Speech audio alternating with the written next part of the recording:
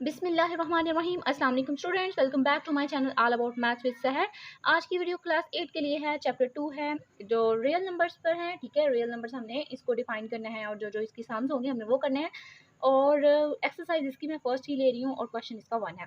तो स्टार्ट करते हैं। 1 जो है वो आपको पता है कि जो पहली चीज़ें होती हैं वो ज़रा बेस में होती हैं और वो ईजी होती हैं, लेकिन जैसे जैसे हमारी एक्सरसाइज इंक्रीज़ होती जाएगी, एक्सरसाइज जो है वो हमारी 2.2 2.3 एंड सो ऑन होता जाएगा, तो हमारा थोड़ा थोड़ा जो है वो चेंजिंग आकर डिफिकल्ट होता जाएगा। लेकिन आपने उसको डिफिकल्ट बिल्कुल भी नहीं समझना।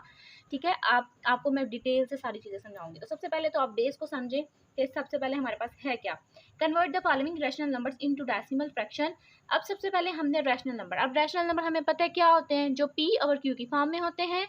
पी अवर क्यू की फॉर्म में होता है और क्यू जो है वो हमारा कभी भी ज़ीरो नहीं होता। अगर वो ज़ीरो हो जाएगा तो ये हमारा मतलब है कि वो इनडेफिनेट हो जाएगा, मीन्स कि हम उसको डिफाइन नहीं कर पाएंगे। सो आपने ये याद रखना है कि जो हमारे पास रैशनल नंबर है वो क्या है, किसकी फॉर्म में है, एक फ्रैक्शन की फॉर्म में है।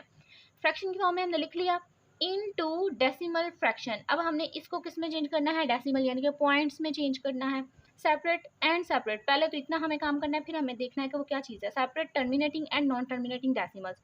तो यहाँ पे मैंने टर्मिनेटिंग और नॉन टर्मिनेटिंग के लिए सेपरेट एक वीडियो क्रिएट की हुई है, तो आप वहाँ पे जाएं और जो है वो अच्छे तरीके से उसको पहले समझ लें कि टर्मिनेटिंग एंड नॉन टर्मिनेटिंग क्या होता है। सबसे पहले तो हमने देखा 5/7, तो सबसे पहले हमने इनको डिवाइड करना है। सिंपली हमें पता है कि हमने फ्रैक्शन में चेंज करना है। अगर आप कैलकुलेटर से करना चाह रहे हैं तो कर लें।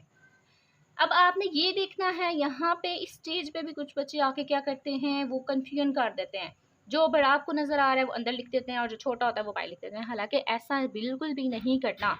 बस आपने ये ध्यान रखना है कि जो हमारे पास नीचे है ना डिनोमिनेटर में, ठीक है, डिनोमिनेटर को आपने हमेशा बाहर लिखना है। वो बेशक कितना भी बड़ा हो कितना भी छोटा हो, आपने बस डिनोमिनेटर को बाहर लिखना है और जो न्यूमिनेटर यानी कि जो ऊपर वाला है उसको आपने अंदर लिख देना है। अब आप इसको सिंपली डिवाइड कर लें।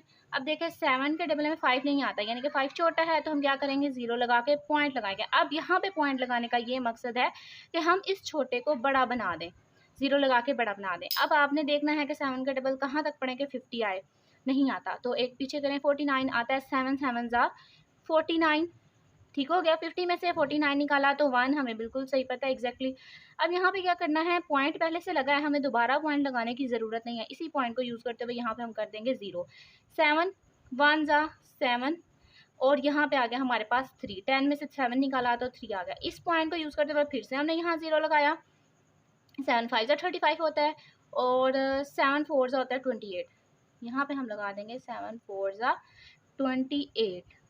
अब 30 में से 28 निकाला तो 2 आ गया। इस पॉइंट को यूज़ किया तो फिर से 0। 7 7 2 जा 14, 7 3 जा जो है वो हमारे पास क्या आएगा 21, मीन्स कि हमें 7 2 जा 14 ही यूज़ करना है। अब 20 में से 14 निकाला तो हमें पता है 6 आ जाएगा, फिर पॉइंट से हम 0 लगाएंगे और 7 7 8 जा 56, ठीक हो गया। 7 8 जा यहाँ पे आ गया 56 और लास्ट पे हमारे पास 60 में से 56 निकाला तो हमारे पास क्या आया 4। फिर पॉइंट से हमने यहाँ पे एक और 0 लगा लिया। 7 5 जा हम यहाँ पे क्या लिखेंगे 35, ठीक हो गया। और अब यहाँ पे 35, 40 में से हमने 35 निकाला तो हमारे पास आ गया 5 और फिर हमने इस पॉइंट से क्या लगाया 0। अब फिर से ये हमारे पास 50 आ गया, मीन्स कि ये चीज़ रिपीट हो रही है। 7 7 जा फिर से 49। अब हमें पता चल गया कि ये जो है वो स्टॉप होने वाली नहीं है। जब मैं इसको चलाती जाऊंगी यानी कि कंटिन्यू करती जाऊंगी और लास्ट पे आके फिर से इसने 50 आ जाना है। अब हमने इतना लंबा प्रोसेस किया तो 50 फिर से आ गया, मीन्स कि ये एक लूप चल रहा है।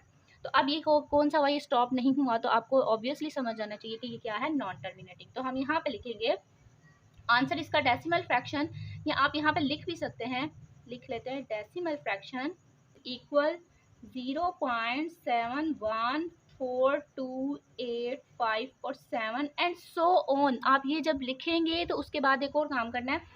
आपने यहाँ पे एक और काम ये करना है कि जहाँ से पर रिपीट होना शुरू हो रहा है 7 1 4 2 8 5 और फिर से 7 आ गया, तो आपने इतने पार्ट के ऊपर बार लगा देनी है। इसका ये मतलब है कि ये बार बार आ रही है वैल्यू।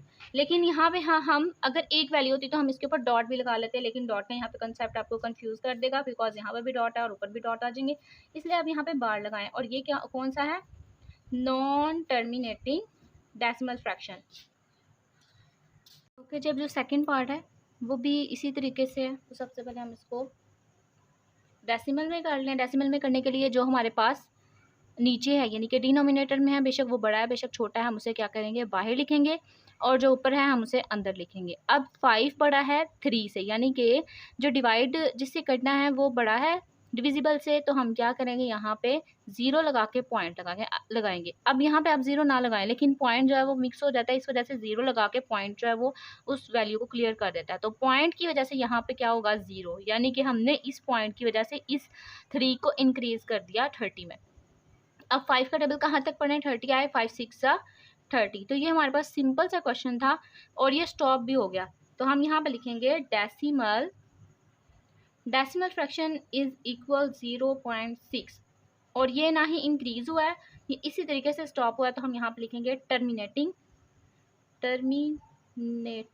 डेसिमल क्वेश्चन है।